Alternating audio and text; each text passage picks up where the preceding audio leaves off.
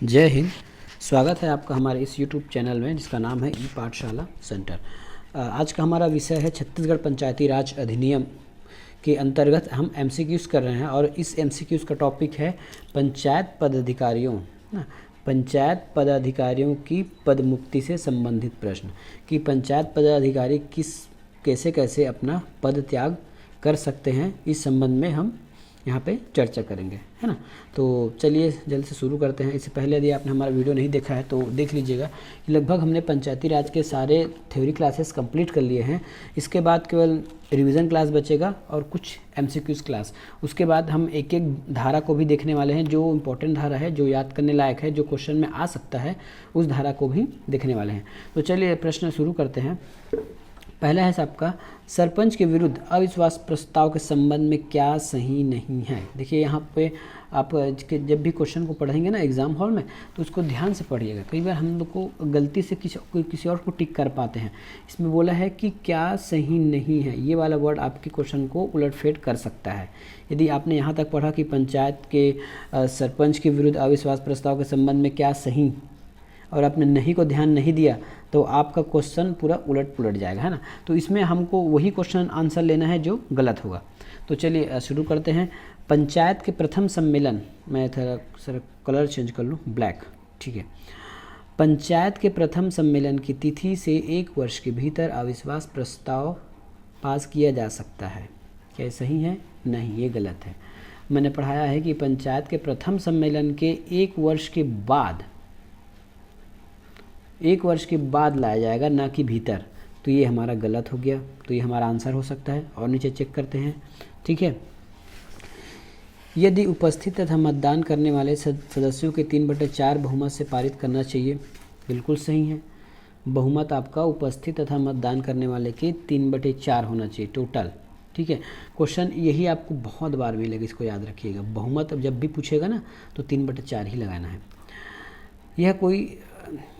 यह कोई सदस्य के कोई नहीं, यह सदस्यों के 2/3, ये 2/3 से अधिक सदस्यों द्वारा बारिश नहीं, ये पारिश है ना, पारित होनी चाहिए, पारित होना चाहिए, ठीक है। तो ये भी सही है, ये भी सही है। यह कुछ सदस्यों के 2/3 बहुमत से पारित होना चाहिए। 2/3 से पारित नहीं होता। देखिए मैंने बहुमत बताया था ना 3/4, तो बहुमत हमेशा 3/4 लेना है और जो 2/3 है उससे अधिक होना चाहिए। ये लिमिट है आपका, 2/3 लिमिट है, उससे अधिक होना चाहिए। तो हमारा 4 गलत हो गया, ठीक है। आगे देखिए, सरपंच अविश्वास प्रस्ताव की विरुद्ध, ये विरुद्ध है ना, मैं क्या बोल के टाइप करता हूँ ना, गूगल वाला, इसलिए शायद मिस्टेक हो गया है। सरपंच अविश्वास प्रस्ताव के विरुद्ध कलेक्टर के समक्ष अपील कर सकता है, बिल्कुल सही है, ठीक है। अगला देखिए, सरपंच अविश्वास प्रस्ताव के विरुद्ध 15 दिन के भीतर कलेक्टर को अपील कर सकता है। तो 15 दिन के भीतर नहीं होता, वो होता है आपके 10 दिन के भीतर। तो ये आपका गलत हो गया। तो क्या क्या गलत हो गया? 6 नंबर गलत हो गया, ठीक है। 6 के बाद ये 4 नंबर है, 2/3 बहुमत नहीं, बहुमत बोलेगा तो 3/4, ये गलत हो गया और हमारा ये पहला गलत हो गया, ठीक है। तो 6 में 3 गलत है और 3 सही है। तो आंसर हो जाएगा 1, 4 और 6। इसमें कुछ क्लैरिफिकेशन करना है तो ये देख लीजिए, मैं कुछ बता देता हूँ आपको। अविश्वास प्रस्ताव पास की सूचना कुल सदस्यों के 1/3 के द्वारा दी जाती है। यदि आपको अविश्वास प्रस्ताव लाना है तो 1/3 जितने भी सदस्य होंगे, है ना, उसका 1/3 जो है हस्ताक्षरित आवेदन करेगा, किसको? अनुभागीय अधिकारी को, ठीक है। उसके बाद अविश्वास प्रस्ताव के लिए 15 दिन के भीतर, जिस दिन से आवेदन प्राप्त होगा राजस्व अधिकारी को, वो 15 दिन के भीतर एक सम्मेलन बुलाएगा, ठीक है। वो एक सम्मेलन बुलाएगा और इस सम्मेलन में वो लोग भी आएंगे जो अविश्वास प्रस्ताव, जिनके खिलाफ अविश्वास प्रस्ताव पास किया जा रहा है, ठीक है। और उस दिन जो अध्यक्षता है वो नायब तहसीलदार या उनके समकक्ष राजस्व अधिकारी ही उसकी अध्यक्षता करेगा इस सम्मेलन का, ठीक है। अगला है कि अविश्वास प्रस्ताव पार करने के लिए जिस दिन उतने लोग जो मतलब उस दिन जितने लोग रहेंगे और जितने लोग मतदान देंगे उसका 3/4%, मतलब 3/4। यदि 10 लोग हैं तो 3/4, 20 लोग हैं तो 3/4, उतने लोग का मतदान होना चाहिए। प्लस ये टोटल के 2/3 से अधिक होना चाहिए। ये सब मैंने थ्योरी क्लास में आपको अच्छे से पढ़ा दिया है, अगर आपने नहीं देखा है तो प्लीज़ आप थ्योरी क्लास देख लीजिए ये सब चीज़ों का, तो आपको अच्छे से याद हो जाएगा, ठीक है। और यदि इसका बहुमत पारित हो जाता है तो कलेक्टर के पास 10 दिन के भीतर अपना अपील कर सकता है। यह है हमारा क्वेश्चन। चलते हैं नेक्स्ट क्वेश्चन पर। क्वेश्चन है उप सरपंच अपने पद से किस प्रकार हटाया जा सकता है। बताइए भाई, उप सरपंच कैसे हटाया जा सकता है। तो पद मुक्त प्रस्ताव, बिल्कुल नहीं, ऐसा कुछ नहीं होता है ना। पद मुक्त प्रस्ताव टाइप का कुछ भी नहीं होता, तो ये गलत हो गया। इसमें हाँ बताना है ना, इसमें सही जो पॉजिटिव आंसर लेना है इसमें।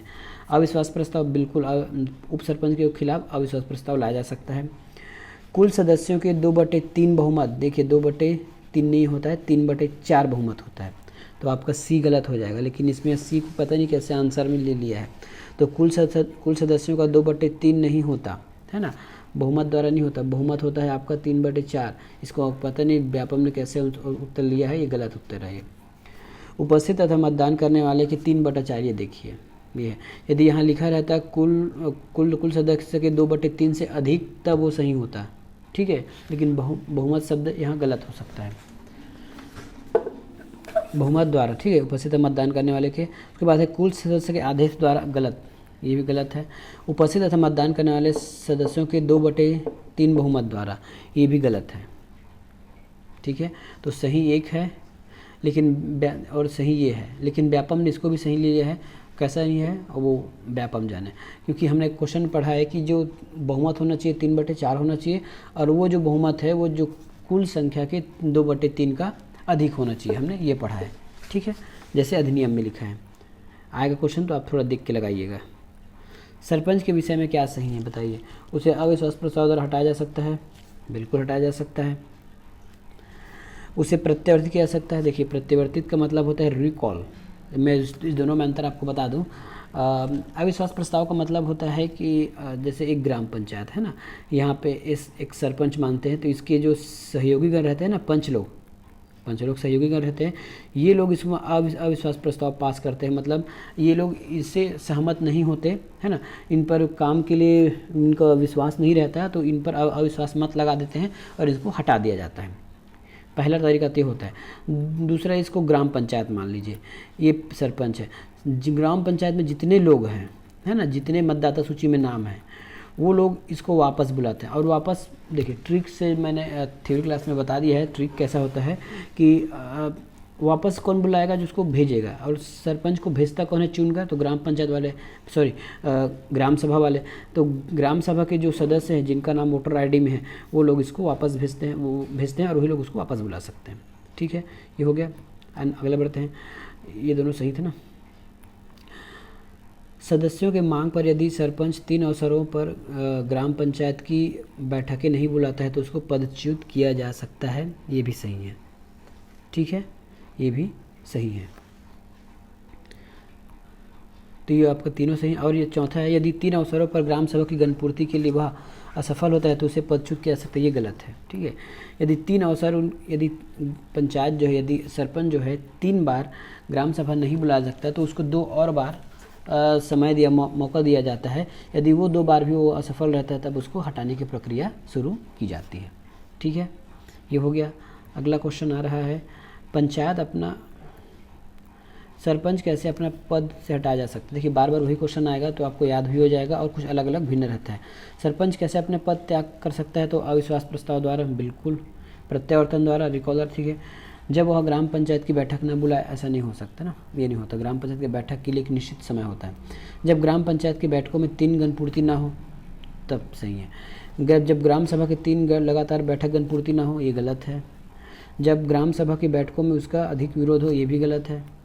तो कुछ आंसर हो जाएगा 1, 2 और 4, 1, 2 और 4, ठीक है। 1, 2 और 4 ये आंसर हो जाएगा।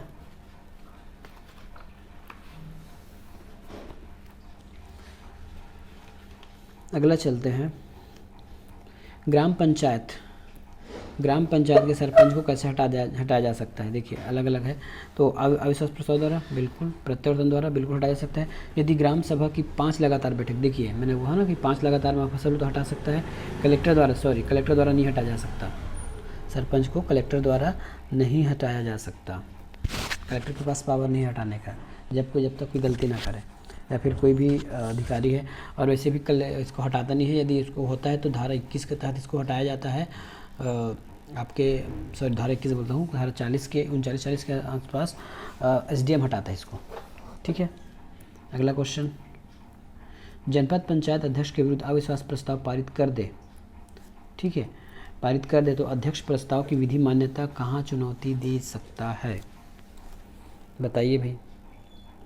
जनपद पंचायत है, जनपद पंचायत का जो अध्यक्ष है उसके विरुद्ध अविश्वास प्रस्ताव पास हो गया, तो अब उसकी वो चुनौती या फिर अपील कहाँ कर सकता है, तो वो जाएगा संचालक पंचायत के पास। ये आंसर है, वो संचालक पंचायत के पास जाएगा। अगला क्वेश्चन,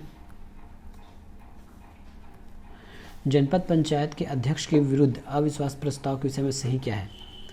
प्रस्ताव स्पष्ट बहुमत से पारित होना चाहिए, गलत, ऐसा कुछ अधिनियम में लिखा नहीं है। प्रस्ताव निरपेक्ष बहुमत से पारित होना चाहिए, ऐसा भी कोई नियम में नहीं लिखा है।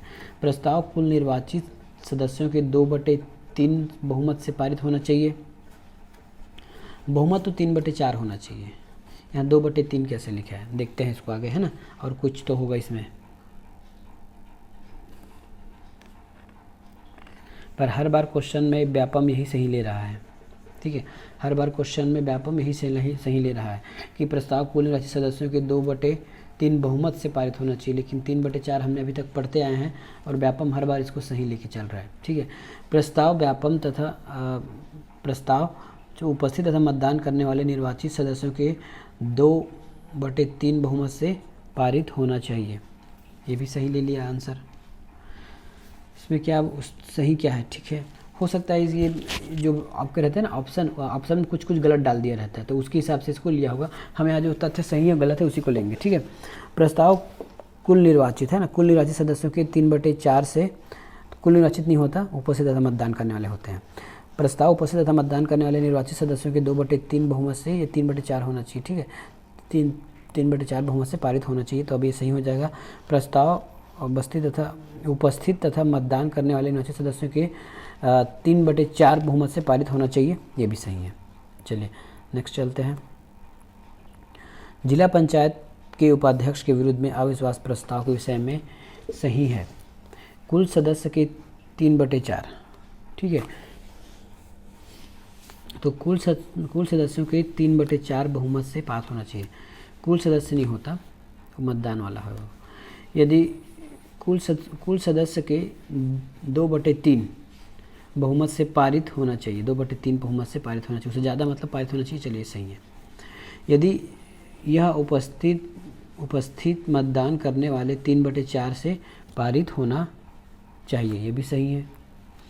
उपस्थित तथा मतदान करने वाले 2/3, ये गलत है। ठीक है, ऐसे सम्मेलन की अध्यक्षता जिला पंचायत अध्यक्ष करेगा, गलत है। कोई जिला पंचायत के लिए संचालक पंचायत आएगा। ठीक है, ये गलत है। ऐसे सम्मेलन की अध्यक्षता एक शासकीय अधिकारी करेगा, ये सही है। अगला क्वेश्चन, मान लीजिए एक जिला पंचायत की सदस्य है ना, कि सदस्यों की संख्या 32 है, 2 स्थान रिक्त है। पंचायत में उपाध्यक्ष के विरुद्ध अविश्वास प्रस्ताव पर विचार हुआ। मतदान में 19 मत प्रस्ताव पक्ष में तथा नॉर्मल विरोध, दो सदस्य हैं उन्होंने विरोध में मतदान नहीं किया। अब क्या होगा, इस स्थिति में प्रस्ताव पारित नहीं होगा। ठीक है, ये मैंने आपको वहाँ जाके पढ़ा दिया है थ्योरी सेक्शन में, उसको अच्छे से देख लीजिएगा। ठीक है, मान लीजिए कि ग्राम पंचायत के उप सरपंच के विरुद्ध एक अविश्वास प्रस्ताव ग्राम पंचायत में विचाराधीन है। एक ग्राम पंचायत में कोई 18 सदस्य हैं, उपस्थित तथा 11 सदस्य पक्ष में मतदान किए, तो क्या हो गया, तो क्या होगा, अविश्वास प्रस्ताव पारित नहीं होगा इसमें भी।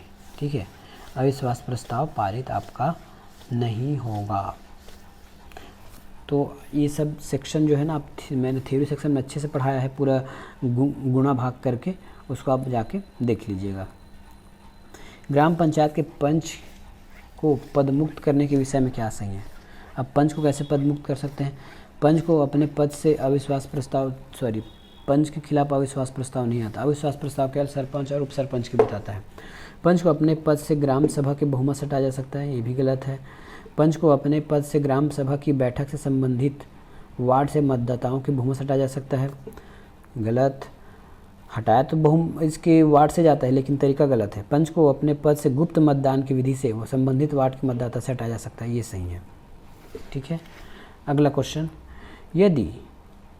यदि जिला पंचायत का अध्यक्ष निलंबित हो जाए तब क्या होगा। यदि जिला पंचायत का अध्यक्ष किसी कारणवश निलंबित हो जाए तब क्या होगा। जिला पंचायत का उपाध्यक्ष कार्यवाहक अध्यक्ष के रूप में कार्य करेगा, गलत है, नहीं करेगा।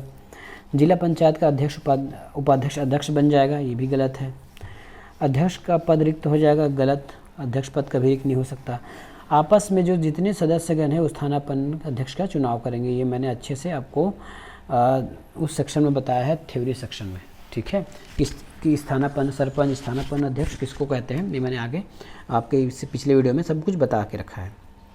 अगला है, जिला पंचायत के अध्यक्ष को उसके पद से कैसे हटाया जा सकता है। तो 3/4 बहुमत से, 2/3 बहुमत से, साधारण बहुमत से, तो ये होगा 3/4 बहुमत से। ठीक है, ये क्वेश्चन आंसर आएगा। एक व्यक्ति जो पंचायत किसी पद के लिए निर्वाचित हुआ है, किस आधार पर वह पद से हटाया जा सकता है। किस आधार पर वह पद से हटाया जा सकता है, बताइए। किस आधार पर वो पद से उनको हटाया जा सकता है। तो वह साक्षर नहीं और 40 वर्ष की आयु तो नहीं, ये नियम अभी के लिए लागू है, तो इसके लिए नहीं होगा। पंचायत के विरुद्ध निधि व्यवसाय के रूप में नियोजन करता है तो हटाया जा सकता है। ठीक है, वह पंचायत के 3 लगातार बैठकों में अनुपस्थित रहता है बिना अनुमति के।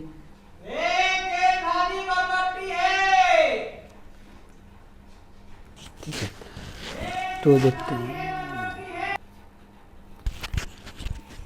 यदि वह पंचायत के प्रस्ताव का हमेशा विरोध करता है तो नहीं, है ना, उसको अधिकार है विरोध करने का।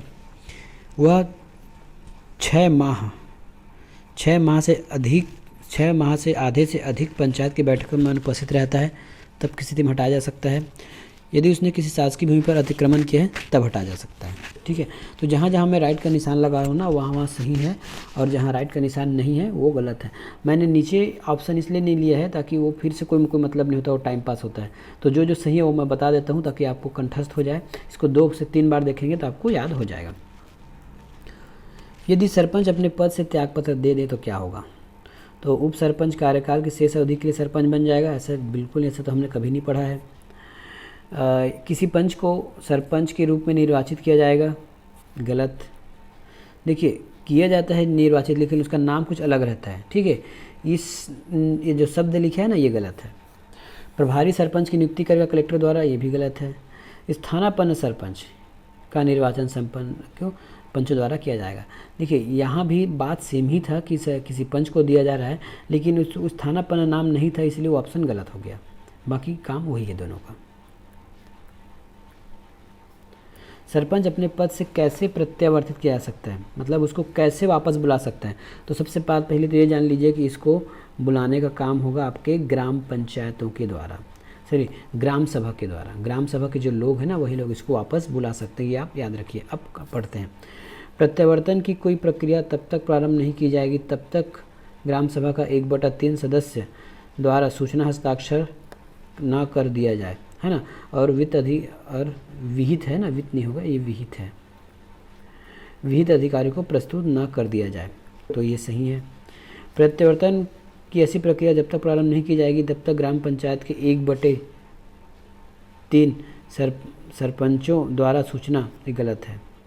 ठीक है, उसने अपने कार्यकाल के आधे से अधिक पूरा कर लिया हो। अपने प्रथम कार्यकाल का ना आधे से अधिक, अपने पूरा कार्यकाल का आधे से अधिक कर लिया हो। नीचे ऑप्शन देखते हैं तो फिर क्लियर हो जाएगा। जिस तिथि से उसने अपना आम निर्वाचन चुनाव पद ग्रहण किया है उसका 2.5 वर्ष पूरा कर लिया हो। ठीक है, उपचुनाव में निर्वाचित सरपंच द्वारा अपने कार्यकाल का 1/3 नहीं होता, वो आधा होता है। ठीक है, ये गलत है। उपचुनाव में निर्वाचित सरपंच अपने आधे कार्यकाल पूरा कर लिया हो, ये सही है। ठीक है, तो ये समझ आ गया। यहाँ मैंने एक छोड़ दिया था ना, उसने अपना कार्यकाल आधे से अधिक पूरा कर लिया हो, आधे से अधिक पूरा कर लिया होगा तो भी सही हो जाएगा। ठीक है, नेक्स्ट देखते हैं। ग्राम पंचायत के उप सरपंच को कैसे प्रत्यावर्तित किया जा सकता है? तो ग्राम सभा के बहुमत से। ठीक है, ग्राम सभा के बहुमत से ही होता है।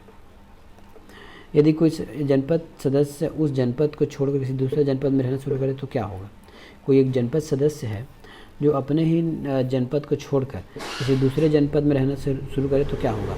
वह उस जनपद का सदस्य नहीं रहेगा। कहाँ लिखा है? वह सदस्य नहीं होगा। इसका आंसर है, बाकी गलत है। ठीक है, आगे बढ़ते हैं। इसे प्रत्यावर्तित किया जा सकता है तो किसे प्रत्यावर्तित मतलब वापस बुलाना, तो आप पंच को वापस बुला सकते हो, सरपंच को वापस बुला सकते हैं और नगर पालिका परिषद अध्यक्ष को। यह आंसर में लिया है, लेकिन फिलहाल मुझे नहीं लगता कि ये सही होगा, तो आप 2 ही लेके चलिए।